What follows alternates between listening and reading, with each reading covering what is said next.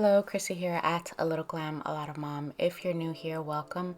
I'm a homeschool mom of 5 from early elementary to senior high school / dual enrolled in college.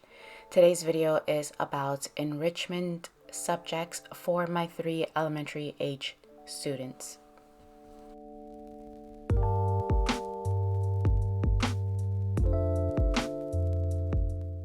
So let's start with Bible. For Bible, we just started with Theology, Ancient Truths, Ever New by Marty Machowski.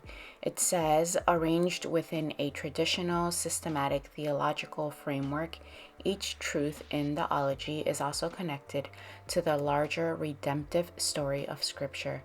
This storybook of systematic theology takes abstract concepts in the Bible and makes them easier to understand with the use of creative examples, illustrations, and analogies. So I like that it's practical and that it uses everyday ideas to incorporate the understanding on the Bible and Scripture and the Gospel. We enjoy looking up the Scriptures in each day's spread or reading. I usually assign Bella with referencing to the Scriptures. Then I'll read the passage and we move on into any discussion that it may prompt or open up. So I'm reading this in the morning, either in between or before or after our worship time. I'm still looking for a way to incorporate some scripture memory work.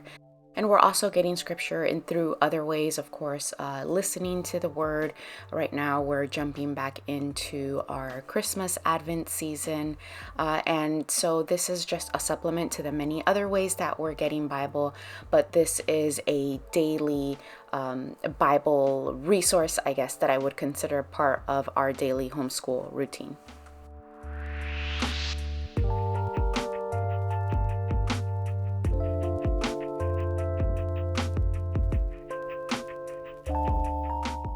All 3 children are working on handwriting with the good and the beautiful. Luna, age 6, is working on the level K course, and the description for this level focuses on correct print formation of letters and numbers. Near the end of the course, it introduces short words and sentences. Halfway through the course, the text size is reduced as the child gains the motor skills for smaller print. This course introduces 2 to 3 new letters at a time, going in alphabetical order. The workbook is 100 sheets, so if you're following a traditional school year, it's recommended to use this resource about 3 to 4 times a week. Luna has explored handwriting through copywork in our nature journals and through other materials like sandpaper letters and wooden boards, but this is her first official handwriting workbook / curriculum. Noah, who just turned age 9, is working through level 1, and I was undecided between level 1 and 2, and I still sort of am, but I thought I'd start here, and then I can always move him up whenever I make an observation that he's ready. And the reason why he's at level 1 is because last year his handwriting work was with this, Draw Right Now, and copywork in nature journaling. And although he loves it, and we will continue with that because he loves it, I've noticed that he's lost some of the letter formation principles, and this is the last level in this handwriting program that focuses on correct print formation of letters and numbers. It's critical that children gain a strong foundation in correct letter formation. Many new writers attempt to begin letters at the bottom rather than the top. So again, we're going back to re-solidify those foundations. Just like in the last workbook, this text size reduces halfway through the course as the child gains some motor skills for smaller print. This workbook is also 100 pages. The focus is to solidify letter formation, get a lot of practice in, and just trust the process. Experience with my older students has taught me to not allow those level numbers box me in, and to trust each child's individual process. Bella, age 10, is working through level 3. This course is about 50% on cementing correct print formation, and 85% of the course focuses on teaching cursive with a patent pending colored dot system developed by Jenny Phillips. This workbook also includes 100 lessons. Bella is also having fun exploring this wooden cursive board by Marita's Montessori. She enjoys pairing it with dough for stamping, sensory fillers, and making crayon rubbings. Of course, there are two-sized stylus for traditional tracing work. Spanish. I finally found a resource that fits our family. Beautiful Mundo. Emma at Beautiful Mundo was so kind to send me volume uno and dos. Naturally, we're starting with volume 1. Beautiful Mundo is a full year of immersive Spanish language learning through literature, music, movement, poetry, play, and exploration of the Spanish speaking work. What drew me into this resource was the immersion approach. The immersion into the authentic bilingual literature, the traditional folk music, finger plays, rhymes, poetry, playing games. In our home, it's more about just language. It's about exploring culture, and we do that just like this, through immersing ourselves in the culture and heritage.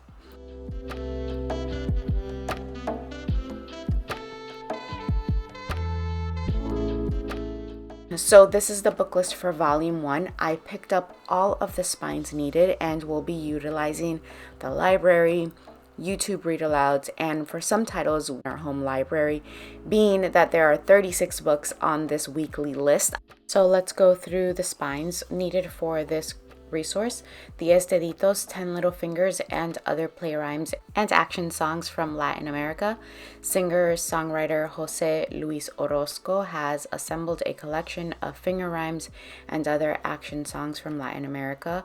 Lyrics are presented in both English and Spanish, and easy to follow musical accompaniment and pictures for the corresponding actions for the finger plays are also provided, paired with these beautiful collage illustrations that represent the Latin spirit with scenes and vivid colors. And De Colores and other Latin American folk songs for children. This collection of Latin American songs is a tribute to Latino culture, from traditional tunes to rhymes and hand games. I just love that I can have a collection of traditional songs my grandparent and parents brought with them when they migrated to this country that I grew up with, and now I can pass them on to my kids.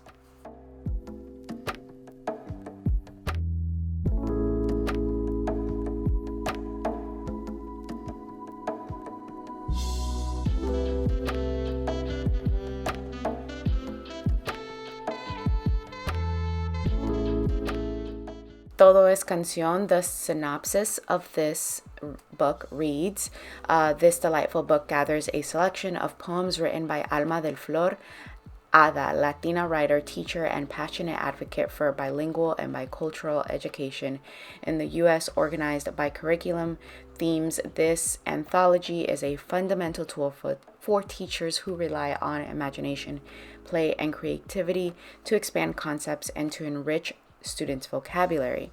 So some of the themes included are the parts of the body, numbers, vowels, food, nature, and more.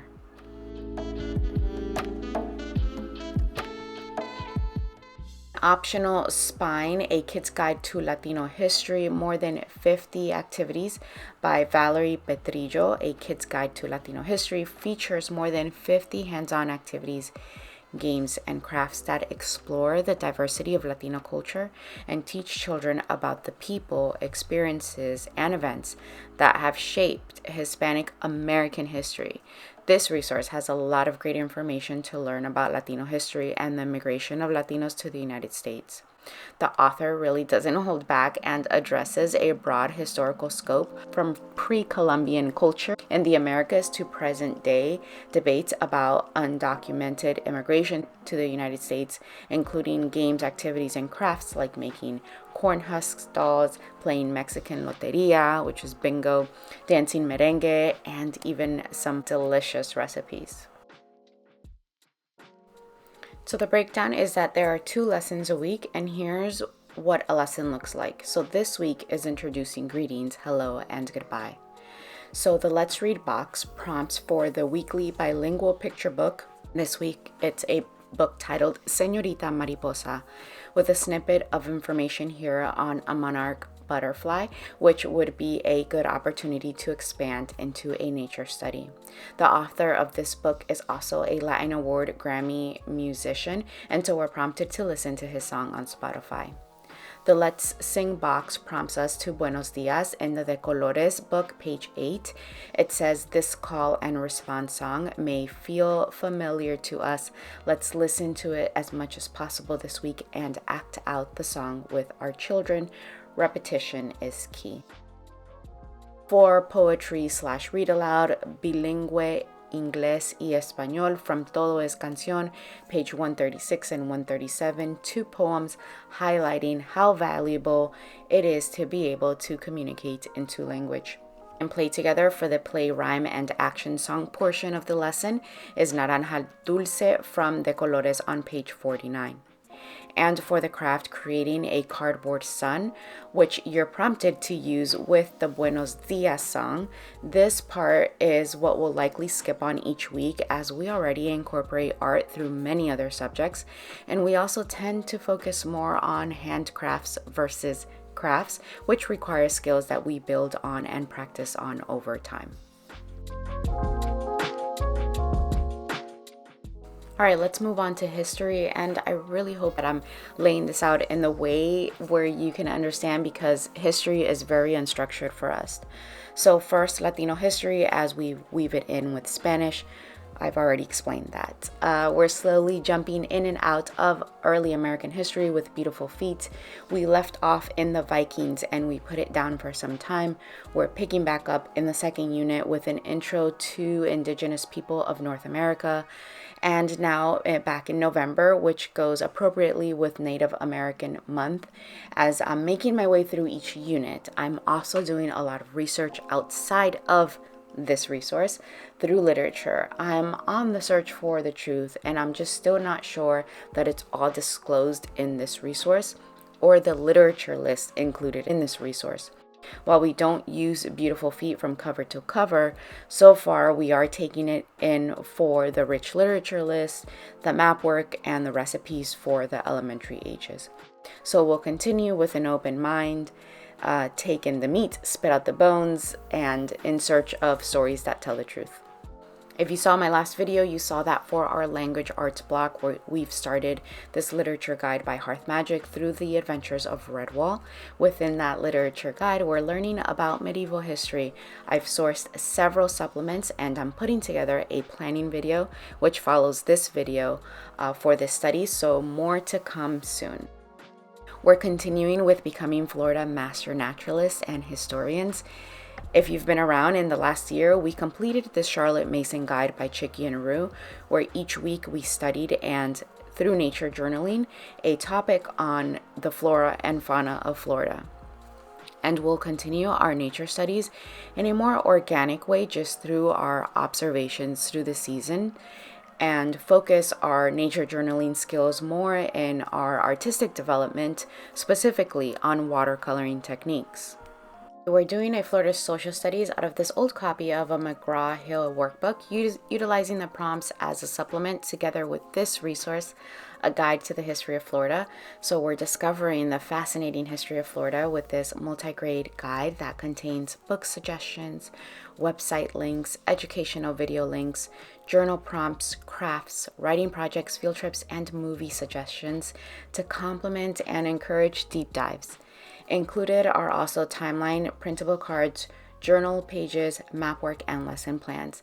I can't say how excited I am for this. I've flipped through this and I've already read so much Florida history that I didn't know.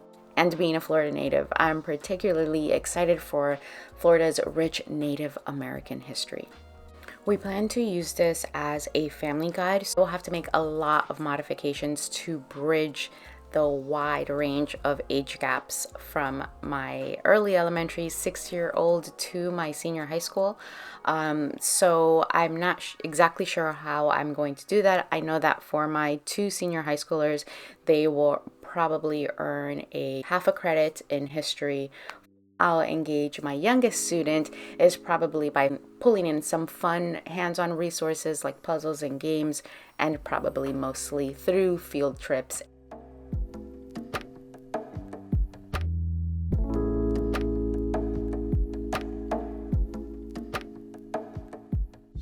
And geography, just like art and nature, it's interwoven through other subjects. We mostly focus on map work for geography.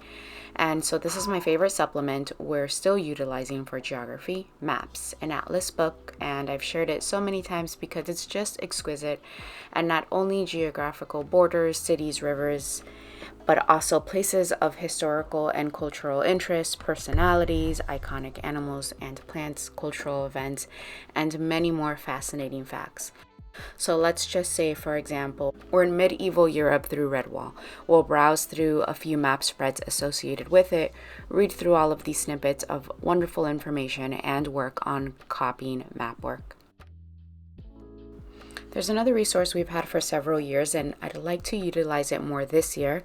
It's Jump the World by Sarah Pooley, stories, poems, and things to do from around the world. It's a book or collection of poems and stories paired with related activities and recipes from around the world. And we love traditional folk stories and lore, and so I'd love to jump in and out of this more as we happen to study on the countries or regions featured.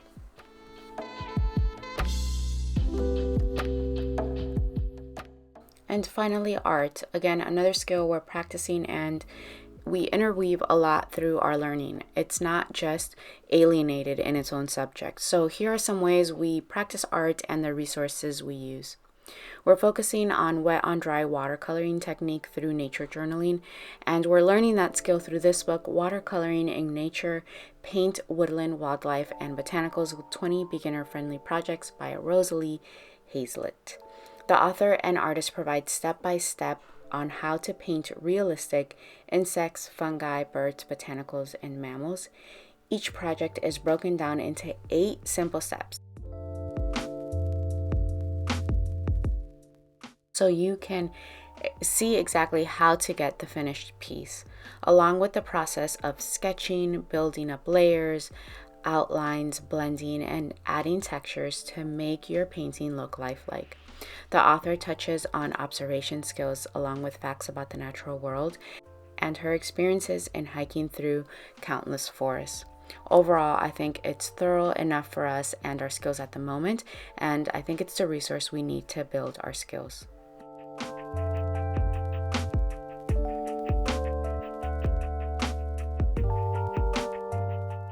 A few videos ago, I shared my math resource pick for this year with The Beauty of Play.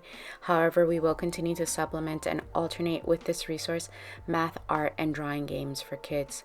We've completed a few projects out of it already, and the kids are always asking to work on more. I've shared a lot in videos and posts in the past about how important it is for us to make math meaningful, and one way we do that is by interweaving these two worlds of math and art, and how it just makes sense colliding both of these worlds into one another. In this book, the author shows different ways math is used in real life. These art projects will help bring some fun and creativity to math lessons by getting creative and messy with math. The book is geared towards ages 8 to 12, so I do have to make some modifications for my youngest. But a lot of these projects are new projects that I haven't seen online or all over Pinterest. The author incorporates a lot of inspiration pieces and a list of artists and designers. There's baking, recipes, and all sorts of math concepts covered, from spirals to numeracy to geometry, patterns and motifs using patterns from around the world.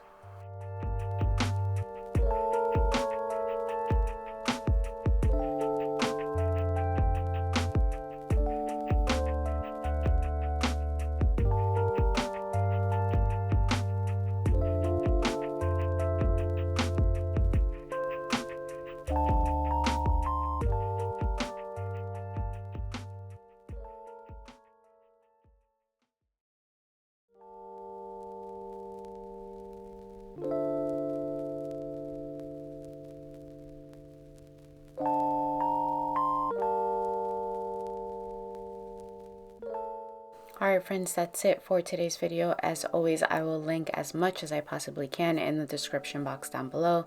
Thanks for being here today, and as always, thanks for your love.